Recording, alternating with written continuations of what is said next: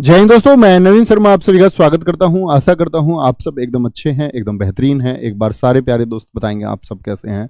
उम्मीद करूंगा एकदम बेहतरीन होंगे, एकदम शानदार होंगे। और दोस्त, हम लोग पढ़ रहे थे आपका क्रिया को। आज अंतिम ये क्लास होगी क्रिया की।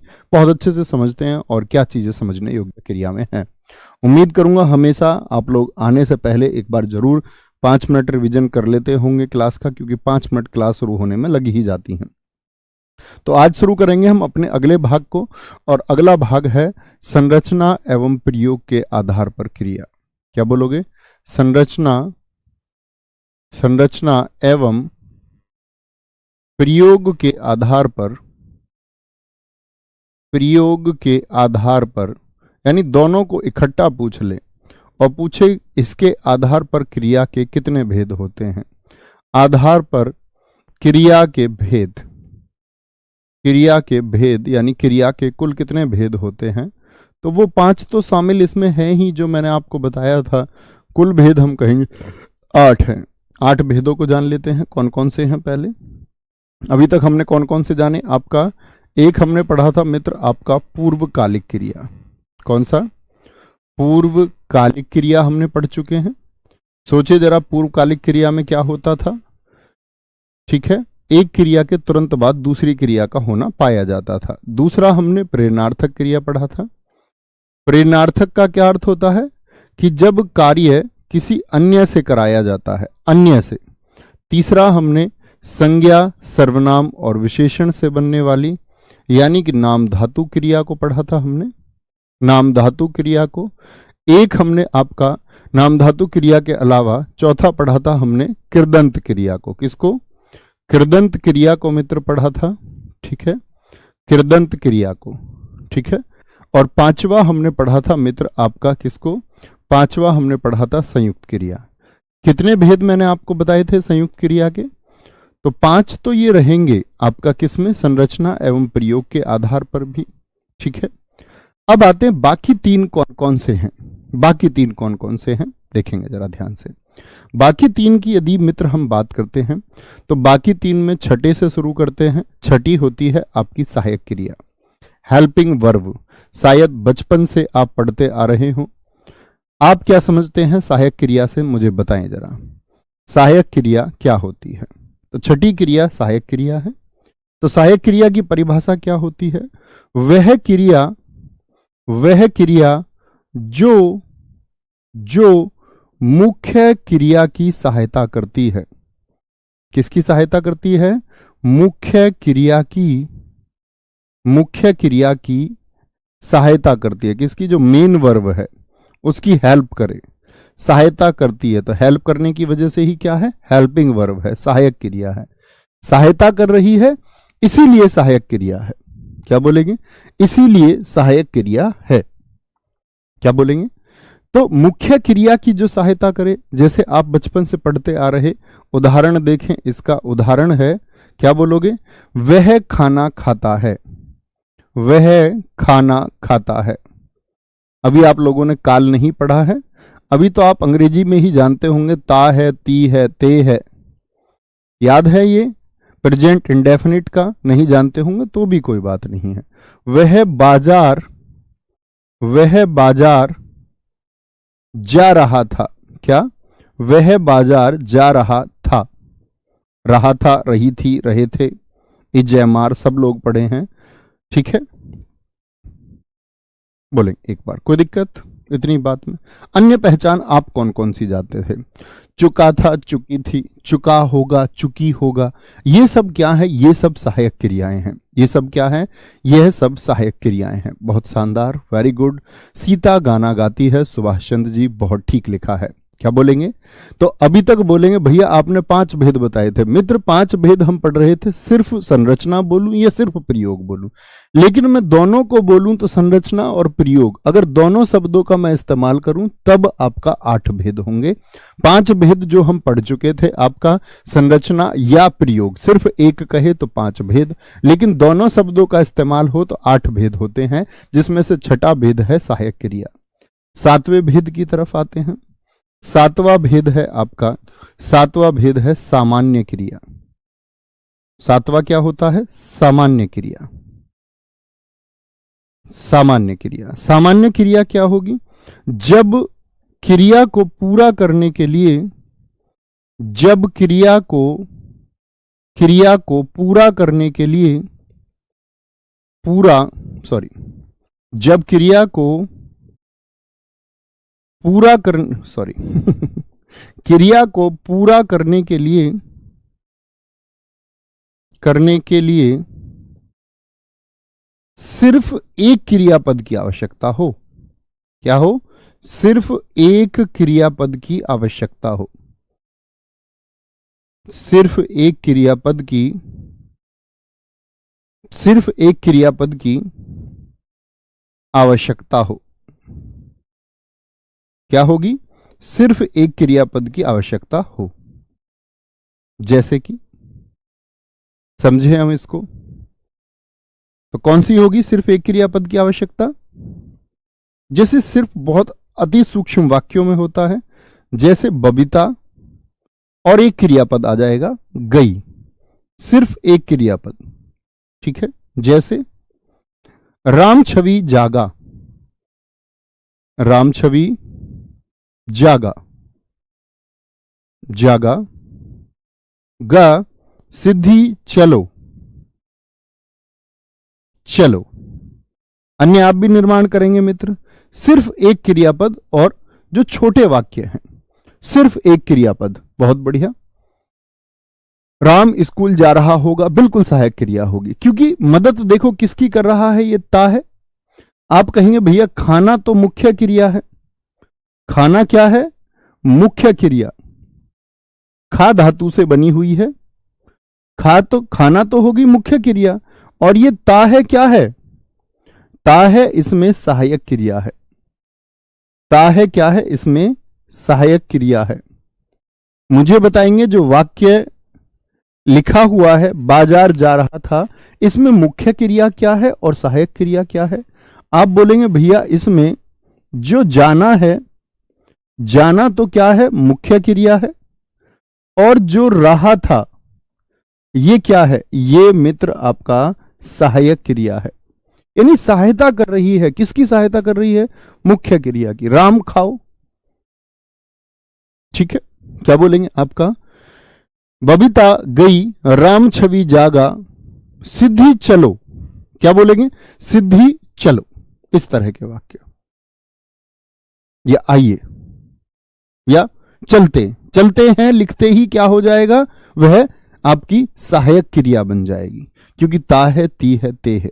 रमेश गया, मम्मी आई, मम्मी आई, ममता आई, एक मित्र ने लिखा है।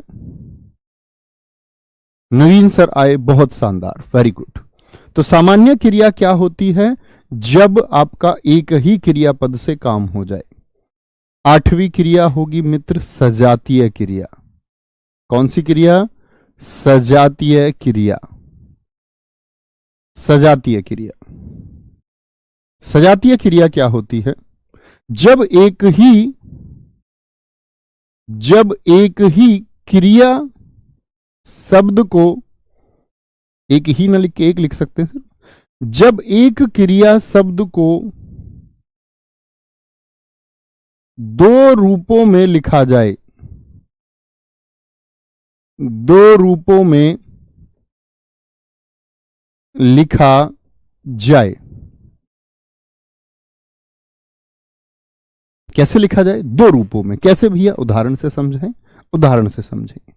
आप भी निर्माण करने का प्रयास करेंगे। जैसे मैंने एक वाक्य लिखा, उन्होंने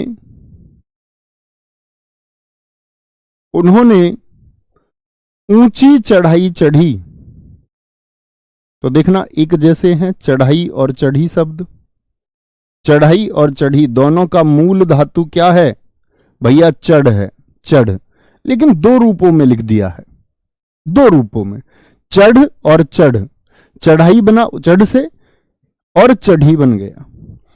उसने बहुत ऊंची चढ़ाइयां चढ़ी, या जैसे मैं कह सकता हूं लड़की अच्छी चाल चलती है। लड़की अच्छी चाल चलती है। शतरंज की चाल भी लिख सकते हैं, चाल चलती है। तो चाल और चलना दोनों लगभग एक जैसे हो गए मित्र, दोनों एक जैसे हो गए। महाराणा प्रताप जी ने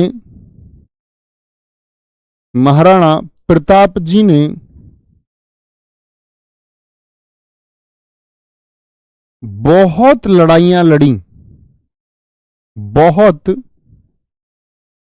लड़ाइयां लड़ी। देखो मित्र, इस वाक्य को देखना, लड़ाइयां, लड़ाइयां को कभी भी आप ऐसे ना लिखें। हम बहुत सारे दोस्त गलती करते हैं, लड़ाइयां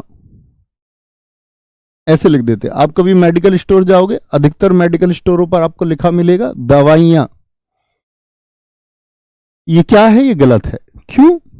क्योंकि जब बहुवचन बने, जैसे लड़ाई अगर एक वचन है तब तक यह ठीक है, दीर्घ ई आएगा। लेकिन जैसे ही बहुवचन बनाओ मित्र, कभी भी बहुवचन बनाओ तो इया, लघु ई से बनाना, इया से बनता है। किससे? इया से बनता है बहुवचन, जब दीर्घ ई हो अंत में। जैसे दवाई में लिखूं सिर्फ तो ठीक है, क्योंकि एक वचन है तो दीर्घ पर। लेकिन जैसे ही मैं लघु लिखूंगा तो क्या बनेगा?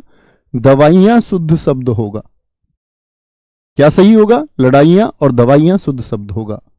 जैसे मैं आपसे उम्मीद करूंगा आप थाली का बहुवचन एक बार लिख के दिखाओगे। हम बहुवचन में भी सीखेंगे थाली का बहुवचन। तो बाद में क्या है? दीर्घ ई है। ये कैसी ई है? ये दीर्घ ई है। तो आप लिखेंगे भैया छोटी ई आ जाएगी बहुवचन बनते टाइम पर। रीतियां जैसे शब्द हो सकता है, अनेक शब्द, नालियां शब्द हो सकता है। ठीक है, कभी गलती नहीं करनी है। महाराणा प्रताप जी ने बहुत लड़ाइयां लड़ी। हमने खाना खाया, हमने खाना खाया, तो खा खा से बनी हुई हैं, लड़ लड़ से बनी हुई हैं। हरीश को पुलिस ने बहुत मार मारी, हरीश को पुलिस ने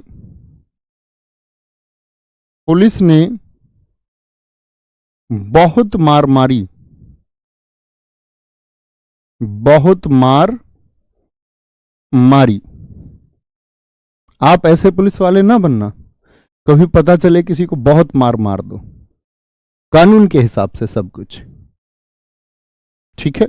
हाँ, जरूरत पड़े, ज्यादा शैतानी कोई कर रहा है तो 10-20 लाठियां लग जाएं तो कोई दिक्कत नहीं है।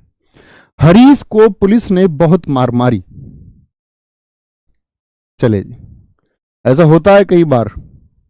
एक बार ऐसा हुआ, कुछ दिन पहले की बात है, शायद 6 या 7 महीने हुए होंगे। हमारे एक मित्र का झगड़ा हो गया। अब दरअसल में झगड़ा उनका हुआ आपस में, तो हम सॉल्यूशन करवाने पहुंच गए। हमने सोचा कोई दिक्कत नहीं, हम सॉल्यूशन करवा देंगे। उनका एक झगड़ा था रेस्टोरेंट का, किसी अपोनेंट के साथ में मारपीट हो गई। तो जब हम पहुंचे तो वहां पुलिस की जिप्सी आई, उसमें 2 हमारे सीनियर दरोगा जी। उन्होंने आकर के बोले भी लड़ाई तुम्हारी हुई है? उन्होंने कह दिया हाँ जी हमारी हुई है। उन्होंने बोला आओ चलते हैं चौकी, सॉल्यूशन करेंगे। तो मैं भी उनके साथ बैठ के चला गया भाई, क्योंकि मुझे पता था कि सामने वाले की गलती है, इनकी कोई गलती नहीं है। तो दरोगा जी हमें बड़े आराम से लेके गए। दरोगा जी हमारी कोई जान पहचान नहीं, करीब 50 साल के दरोगा रहे होंगे। और जैसे ही उस थाने में गाड़ी जाने लगी, दरोगा जी गाली देने लग गए। भाव बदल गए उनके, मतलब हम सोच रहे थे हमारा पक्ष लेंगे, उनके भाव बदल गए। दरोगा जी ने जिप्सी में बैठे बैठे गाली देनी शुरू कर दी। यार बड़े कमाल आदमी है। तो उस तरह के नहीं बनना है। अंदर गए थाने में, हालांकि वो बाद की बात है, वो एक अलग विषय है कि फिर आप जैसे हमारे बहुत सारे छात्र जो पहले यूपीएसआई के छात्र थे, यूपी पुलिस में कार्यरत थे, उन्होंने कहा जी हमारे गुरुजी है, ये झगड़ा नहीं कर सकते। मैंने कहा भाई झगड़ा किसी ने भी नहीं किया है। तो फिर वो सॉल्यूशन हुआ। वो बहुत सारा स्टाफ था यहीं ग्रेटर नोएडा बीटा सेकंड थाने में। तो भैया तो ऐसे नहीं बनना है। पहले आप लोगों को पारखी नजर से ये देख लेना है कि अपराध क्या है, तभी कुछ एक्शन लेना है। ऐसे नहीं कि पता चले प्रताड़ित करने लग जाओ किसी को। तो ये 8 मुख्य भेद थे हमारे। 8 मुख्य भेदों में से आप जाने कि भैया अगर सिर्फ प्रयोग या सिर्फ संरचना दे तो हम कहेंगे 5, लेकिन दोनों शब्दों को यदि एक साथ पूछ ले प्रयोग और संरचना के आधार पर दोनों को इकट्ठे तो 8 कहेंगे। 5 हम जान चुके थे, आज हमने जाना। किस किस को बताएं एक बार। क्या बोला हमने? हमने बोला कि भैया एक तो होगी आपकी सहायक क्रिया। कौन सी? सहायक, जो मुख्य क्रिया की सहायता करती है, मुख्य क्रिया की सहायता। एक हमने जाना सजातीय, जिसमें एक जैसे क्रियापद इस्तेमाल होंगे, एक जैसे, ठीक है। और एक हमने जाना क्या आपका सहायक सजातीय के साथ में सामान्य क्रिया को, सामान्य एक पद पर खत्म हो जाए, ये हमने जाना। सर अनुकरणात्मक क्रिया भी होती है कि हाँ, अभी और अन्य क्रियाएं हैं, अभी बहुत सारी, अध्याय खत्म नहीं हुआ है। वह बहुत अच्छी लिखाई लिख रही है भैया, यह हो जाएगा क्या? बिल्कुल होगा, क्यों नहीं होगा। विशाल सोनकर जी, आप तो हमारे पुराने छात्र हैं, गलती नहीं करनी है। चलो जी, अब आते हैं अन्य महत्वपूर्ण क्रिया, जिनको अलग अलग विद्वानों के अनुसार समय समय पर क्रिया की संज्ञा दी गई। अन्य महत्वपूर्ण क्रियाएं, महत्वपूर्ण क्रिया कौन कौन सी होती हैं? बहुत संक्षिप्त से जानेंगे। आप लोगों को कोई डाउट होगा फिर डाउट लेंगे सबके, ठीक है। जैसे एक क्रिया होती है आपका क्रियार्थक संज्ञा, बोलते हैं उसको क्रियार्थक संज्ञा क्रिया। क्रियार्थक संज्ञा क्या होती हैं? जिसमें दोस्त आपके हित की बात की गई हो, हित की, कि आपके शरीर के लिए अच्छा है, वो क्रियार्थक संज्ञाएं हैं। जैसे उदाहरण से बहुत अच्छा समझ पाएंगे। क्या बोलोगे जी? पढ़ाई करने से चरित्र का निर्माण होता है। पढ़ाई करने से चरित्र का निर्माण होता है, चरित्र का निर्माण होता है। अध्ययन करने से चरित्र का, तो आपके लिए अच्छी चीज है या नहीं? दौड़ना स्वास्थ्य के लिए अच्छा होता है, या मैं बोल दूं कसरत करना, दौड़ना सेहत के लिए लिख लें या स्वास्थ्य के लिए लिख लें, एक ही बात है। दौड़ना स्वास्थ्य के लिए अच्छा होता है। अन्य वाक्य आप प्रयास करिए। तो ऐसी बात करें कि जो आपके लिए, आपके जीवन के लिए, आपके स्वास्थ्य के लिए बहुत जरूरी है, बहुत जरूरी है, ठीक है। आगे आएंगे। कोई दिक्कत, कोई परेशानी?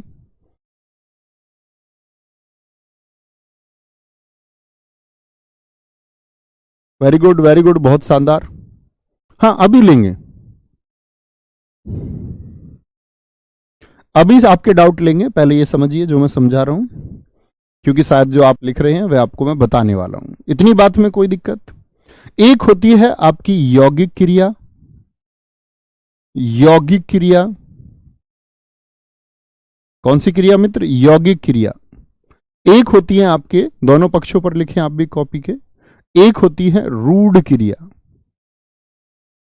रूढ़ क्रिया, अंतर कुछ नहीं है, बस कुछ लोगों ने इनको क्या कर दिया, कुछ लोगों ने इसको कह दिया कि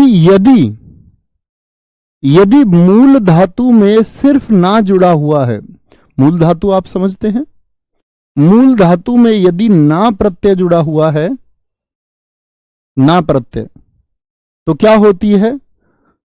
रूढ़ क्रिया होती है। बना सकते हैं आप आराम से। यौगिक क्रिया किनको कह दिया गया? बोले मूल धातु में ना प्रत्यय को छोड़कर अन्य कोई भी हो, ना प्रत्यय को छोड़कर, ना प्रत्यय को छोड़कर अन्य कोई भी प्रत्यय हो, कोई भी, और विकल्प भी फिर उसी तरह से देगा। अब ऐसा थोड़ी ना होगा कि, अभी बताता हूं, कोई भी प्रत्यय हो, जैसे बनाए, एक शब्द ले लेते हैं, कोई एक शब्द ले लेते हैं, जैसे मैंने कहा चढ़ाना और चढ़वाना। तो इनमें प्रत्यय क्या है जरा देखें। आप कहेंगे भैया आना और वाना है, चलाना और चलवाना, आना और वाना है। भैया ये तो प्रथम प्रेरणार्थक और द्वितीय प्रेरणार्थक हो गए।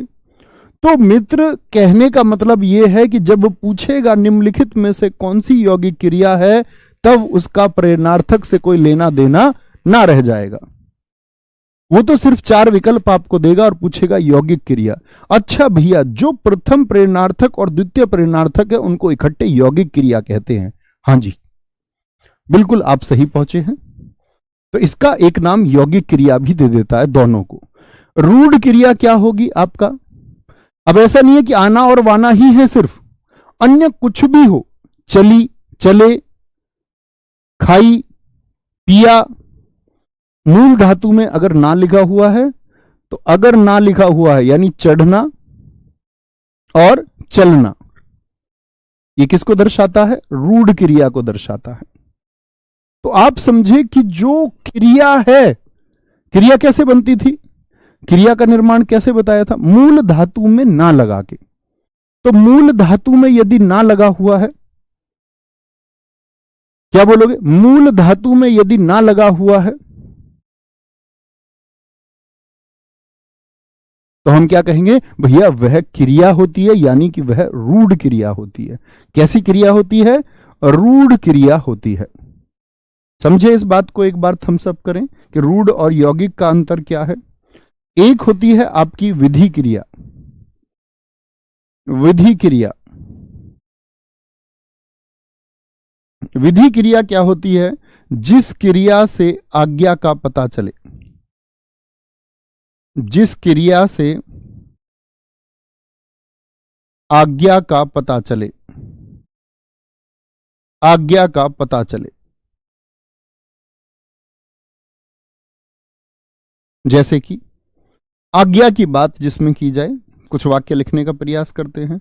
यहां से तुरंत चले जाओ, एक आज्ञा दी गई है। यहां से तुरंत रवाना हो जाओ या यहां से तुरंत चले जाओ, चले जाओ। जैसे सारे चुपचाप बैठ जाओ, सारे चुपचाप, चुपचाप बैठ जाओ, सारे चुपचाप बैठ जाओ। ये क्या हो गई? ये विधि क्रिया हो गई। कैसी क्रिया हो गई? विधि। विधि क्रिया में क्या होगा? आज्ञा दिया जाएगा। भैया जगाया, रुलाया, हंसाया, खिलाया, क्या ये सब भी यौगिक क्रिया होंगी? हाँ बिल्कुल, ये सब यौगिक। ना के अलावा अन्य कुछ मूल धातु में लगा हुआ है, मैंने बोला ना के अलावा कुछ भी हो वह सब यौगिक क्रिया हो जाएगा। वेरी गुड समीन अंसारी जी, बहुत सही आपने लिखा। तुम पढ़ाई करो, तुम अपना काम करो। वेरी गुड, बहुत शानदार। अश्विनी आपने भी सही लिखा है। अब आते हैं हम किस पर? आपका अनुकरणात्मक क्रिया पर। अनुकरणात्मक क्रिया, ये सब आधुनिक क्रियाएं हैं, मूल हिंदी में नहीं थी। अनुकरणात्मक क्रिया, अनुकरणात्मक, जैसे क्योंकि शब्द भंडार हमेशा मित्र बढ़ता रहता है। शब्द ऐसा नहीं है कि शब्दकोश में जितने शब्द थे हमेशा उतने ही शब्द रहेंगे, नए शब्दों की उत्पत्ति होती रहती है। जिस प्रकार पहले शब्द उत्पन्न हुए थे उसी प्रकार हमेशा होते रहेंगे। ठीक है। अनुकरणात्मक क्रिया क्या बोलोगे जी? जिसमें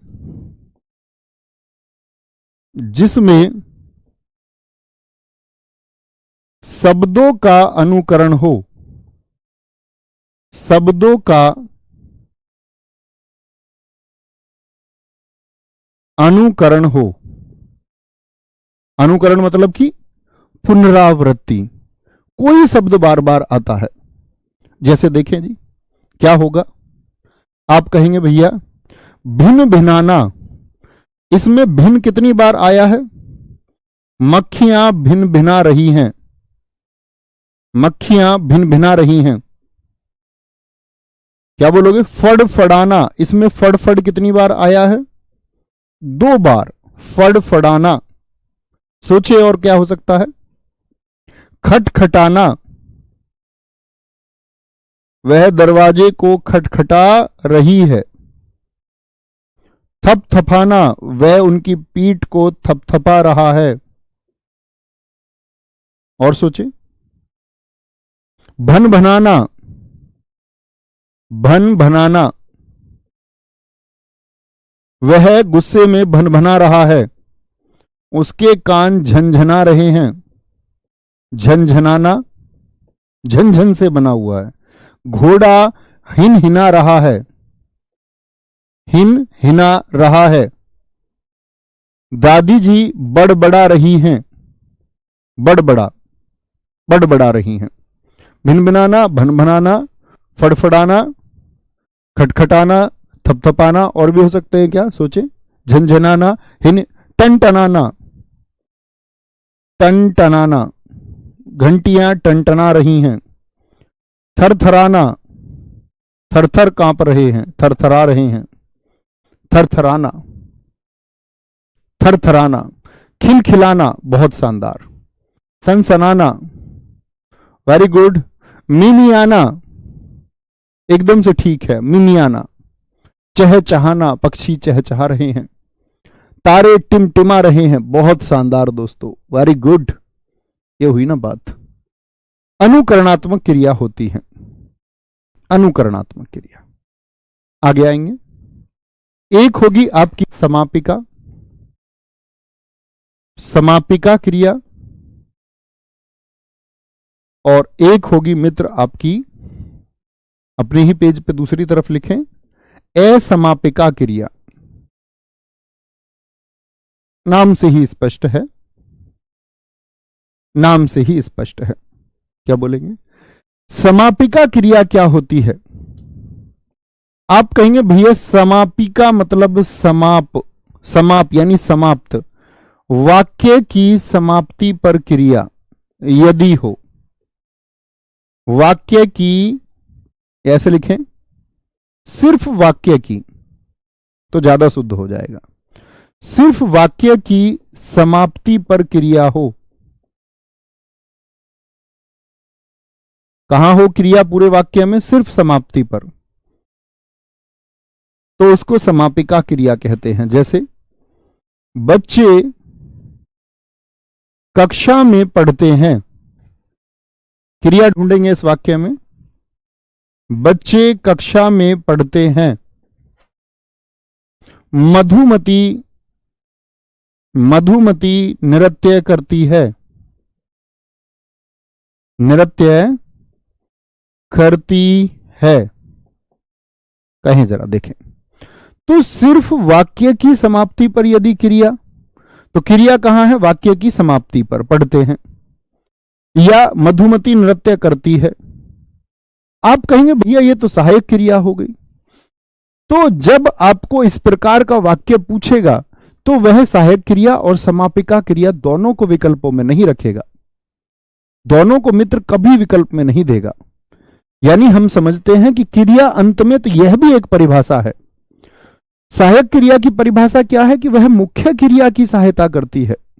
तो दोनों परिभाषाएं अलग हैं, उदाहरण एक जैसे हो सकते हैं, उस बात से घबराना नहीं है। असमापिका, ए माने ना, और समाप्ति यानी कि सिर्फ वाक्य की समाप्ति पर क्रिया ना हो। यानी हो सकता है वाक्य की, लेकिन सिर्फ वाक्य की समाप्ति पर नहीं होगी। सिर्फ वाक्य की समाप्ति पर ही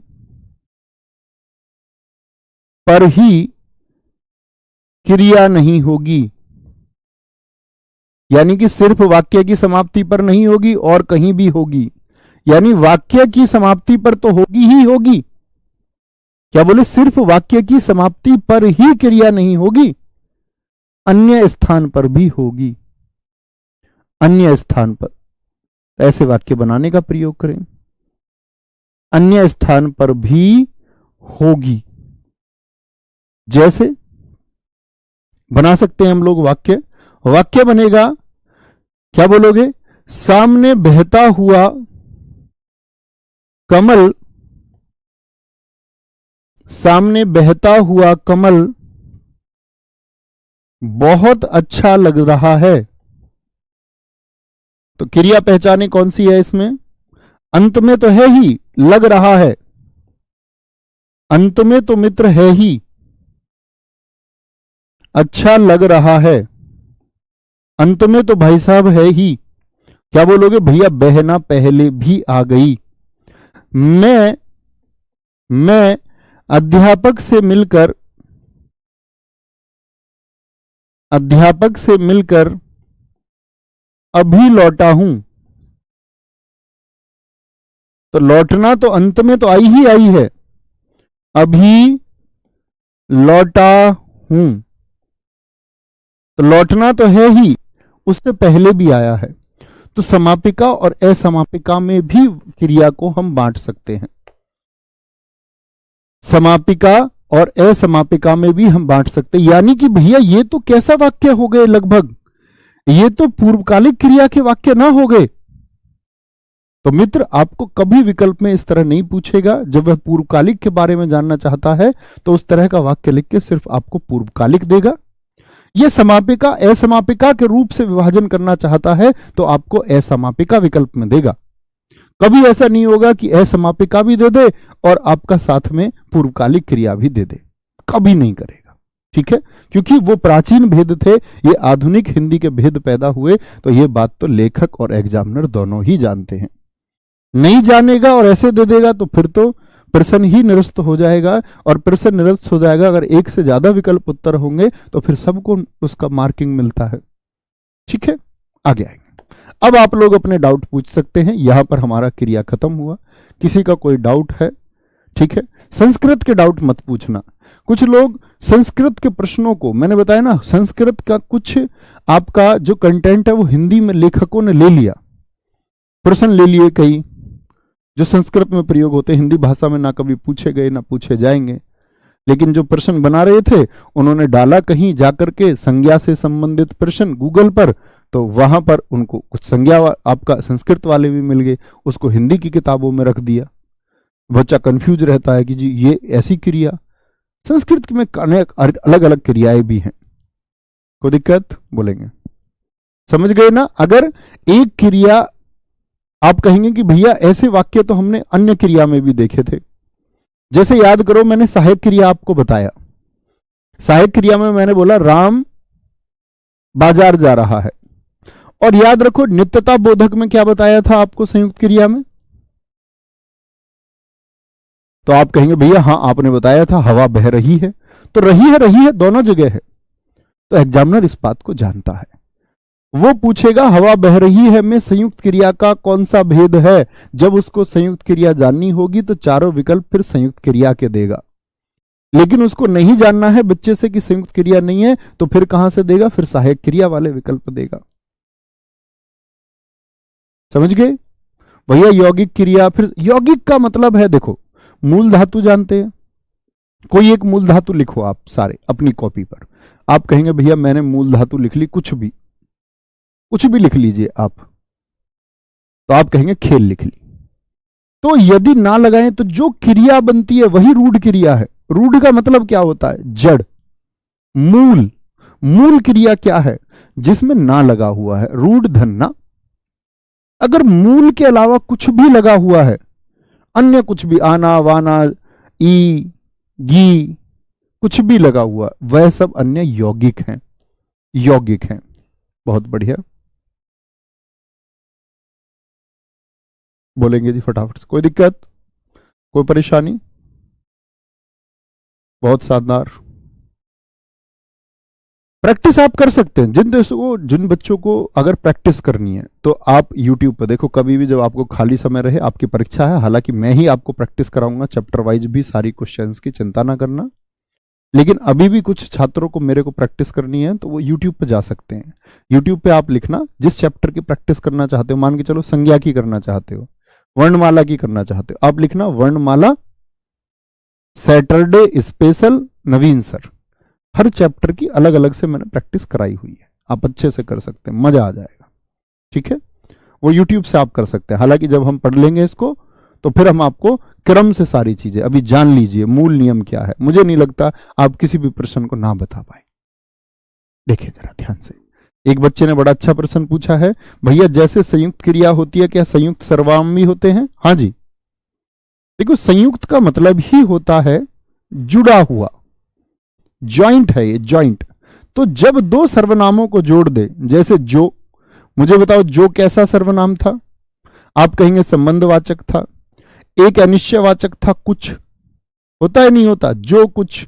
तो ये दोनों अलग अलग हैं, लेकिन इन दोनों को साथ साथ लिख दे, जो कुछ लाए हो वही दे दो, जो कोई आया है उसी को सामने ले आओ। तो जब दो सर्वनामों को एक साथ लिख दे, जैसे कोई ना कोई, कोई ना कोई चाहिए हम पे मरने वाला, कोई ना चाहिए ही लिख दिया मैंने, कोई ना कोई, कोई ना कोई। मन का भटकाव यही है। अभी जैसे मैंने गलती करी, कुछ ना कुछ तो लाए होगे मेरे लिए, कुछ ना कुछ। तो जब दो सर्वनामों को एक साथ लिख दिया जाता है वह संयुक्त सर्वनाम हो जाता है। ठीक है सर, क्रियार्थक क्रिया होगी या संज्ञा होगी? नहीं दोस्त, क्रिया नाम पहले आ गया। क्रिया का अर्थ बताने वाली क्रिया थोड़ी होगी, क्रिया का अर्थ बताने वाली संज्ञा, जिसमें क्रिया बताई गई है कि टहलना स्वास्थ्य के लिए अच्छा है, तो टहलना एक क्रिया हो गई, और जो आपके स्वास्थ्य के लिए अच्छा है, आपके जीवन के लिए अच्छा है, वही उस संज्ञा को बताने वाली क्रियार्थक संज्ञा है, क्रियार्थक क्रिया नहीं। ठीक है, क्रियार्थक क्रिया नहीं होगी। कोई दिक्कत, कोई परेशानी? बोलेंगे एक बार, भैया एक बार स्वास्थ्य शब्द को देख लीजिए प्लीज। देख लेंगे, क्यों नहीं? गलत लिख गया क्या? ये ऐसे बोर्ड कभी कभी जो है ना सारा जाता नहीं है, एक बार देख लेते हैं। स्वास्थ्य शब्द सही नहीं लिखा है, दौड़ना स्वास्थ्य के लिए, चलो वेरी गुड, बहुत शानदार। ठीक है, कोई दिक्कत, कोई परेशानी? बोलेंगे भाई, अन्य कोई डाउट दिखाएं? सर जी अकर्मक क्या होता? बेटा अकर्मक होता हवाई जहाज जो एतिहाद एयरलाइंस में चलता है संयुक्त अरब अमीरात की में, और सकर्मक होते हैं वो सारे उड़ने वाले जहाज जो भारत में चलते हैं। परीक्षा में इन्हीं में से एक विकल्प आएगा मित्र, लिखना होगा। सर जी कृदंत और यौगिक क्रिया को हम एक कह सकते हैं? बड़ा अच्छा प्रश्न है। मैंने कहा ना बहुत सारे उदाहरण एक जैसे मित्र हो सकते हैं, लेकिन जब परीक्षा में वो देगा, जैसे उसने दे दिया बबीता बबीता भागी, तो आप कहेंगे भैया ये तो कृदंत हो गया, या बोलेंगे ये तो एक क्रिया पद में खत्म होने वाली सामान्य क्रिया भी हो गई, या आप कहेंगे ये तो यौगिक क्रिया भी हो गई।